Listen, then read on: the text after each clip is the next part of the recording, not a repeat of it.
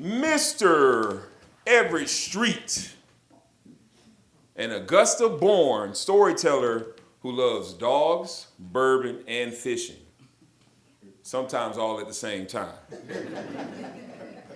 Descending from pre-revolution Georgians who came over to the colony thumbing their noses at King George III.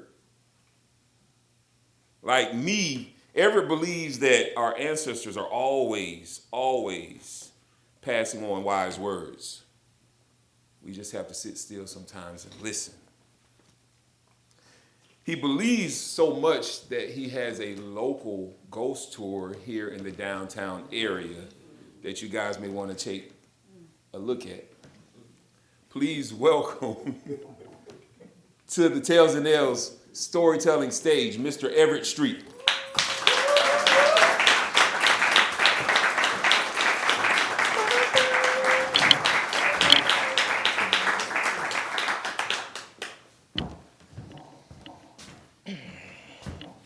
Wise words. Wise words. Try these on for size. What did the chicken do? No, that's not it yet. I'll get to it, I promise. 4 young men in a very expensive sport utility vehicle flying up the interstate on the west.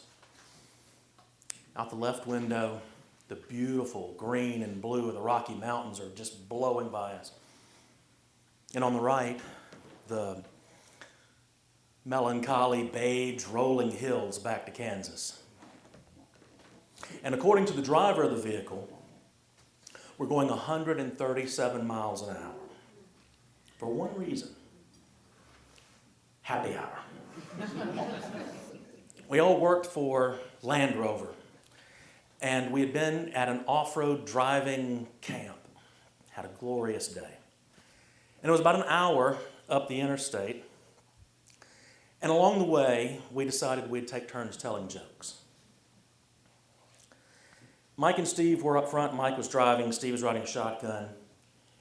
And they tell their jokes. And I don't remember their jokes. I do remember laughing politely. And then it came time for my workmate and my dear friend, Jim Romano. The cheese. That's what he called himself. On the showroom floor at the Land Rover store, he would introduce himself to a total stranger and say, "I'm Jim Romano. People call me the cheese."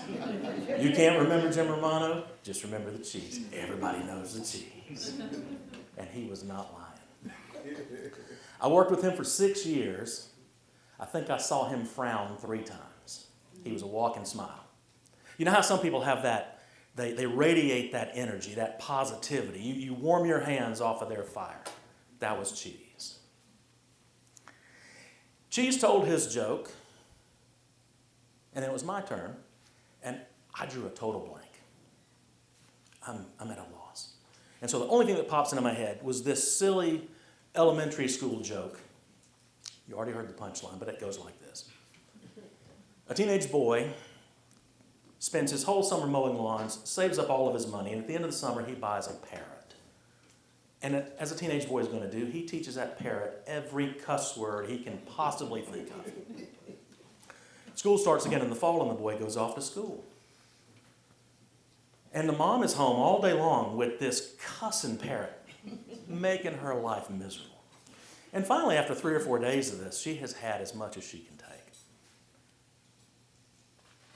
So she gets nose to beak with him in his cage and says, "One more of those words out of you, and you are going in the freezer." She turns her back to walk away. Throws the door open, grabs him by his feet, runs to the freezer, throws him in the freezer, slams the door. And she's so frustrated she can hardly breathe. She goes and stands by the sink for a minute. She says, "This is dumb. He's just a bird. All he's doing is mimicking what my idiot son taught him to say." So she goes back to the freezer reluctantly. She takes him out. She puts him back in his cage. And he's just shivering from the cold. And he leans right up against the cage, right nose to beak with him, and says, "What did the chicken do?"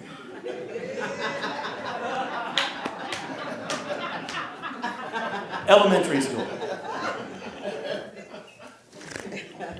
So now the jokes move in what's it, not counterclockwise order up to Steve, and he starts telling his joke. And Steve's into his joke about 10 seconds. And from Cheese's corner of the car, we hear, what a chicken do. It's the funniest damn thing Cheese ever heard in his life. He must have said, what did the chicken do 50 times before we got back to the hotel. We got back to the hotel, and the first thing he had to do was get out of the car and sprint into the hotel and find our workmate and friend, James Bivens, and tell Bivens the joke. And Bivens thought it was the funniest damn thing he ever heard. And we laughed and we laughed. The next day in classroom sessions, what did the chicken do? What did the chicken do? On the airplane, on the way home to Atlanta, nonstop, hours. I'm sure the stewardesses hated our guts by the time we got back to Atlanta. Once we got back to work, it became like a secret handshake for the three of us, a talisman. We were the cool kids. We had one little thing among the three of us. What did the chicken do? Something good happened. Somebody bought 5 cars on a Saturday. What did that chicken do?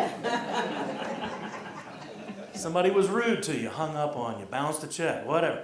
What did that chicken do? It went on like this for weeks, months. Every email, every phone call was answered or called on with, hey man, what did chicken do? Now, what are you doing? Eventually, James Bivens, who had been the fellow in our car store who helped people do all their paperwork when they bought a car, he was our used car manager. He was the calmest person he was the eye of the storm. Good-natured. Every once in a while, he would kind of flake out on you when you're talking to him and just get this 1,000-mile stare. And Cheese would tease him and say, there goes Bivens. He's off in la-la land again. Eventually, James didn't want to work for somebody anymore, so he went off and opened his own place. And he was very successful.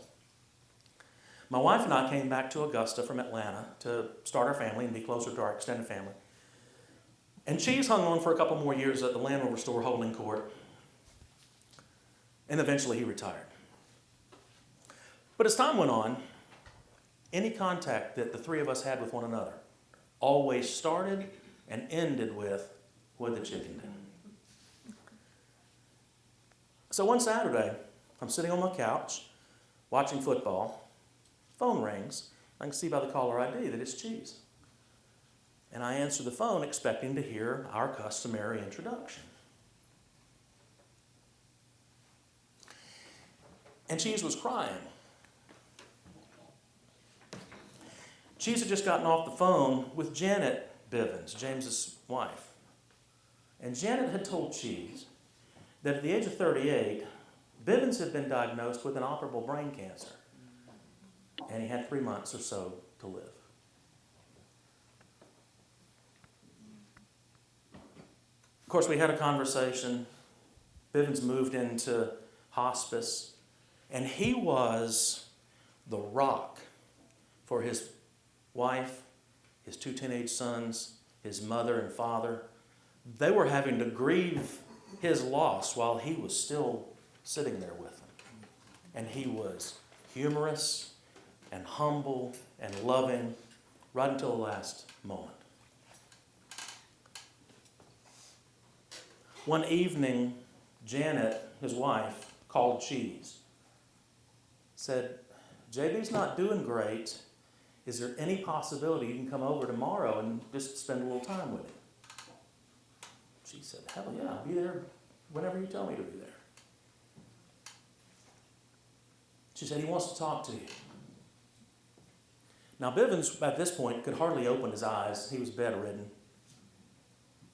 Hardly any energy at all. So Janet had to hold the phone up to him. And of course, Cheese in his big voice like, hey brother, how you doing, man? I can't wait to come see you. Later on, Janet told Cheese and me that a smile crossed Bivens' lips. And he leaned into the phone and in the hoarsest possible voice said, what did the chicken do? And he died about an hour later. And Janet swears that's the last thing he ever said. Now it's going on 18 years since we lost James Bivens. And Cheese and I are still dear friends. We talk on the phone every week. We trade texts and memes and who knows what. And of course the phrase is always there front and center. What did chicken do? But we have amended it. We have added something to it so that every time we say that to one another, the follow-up is, I love you, brother.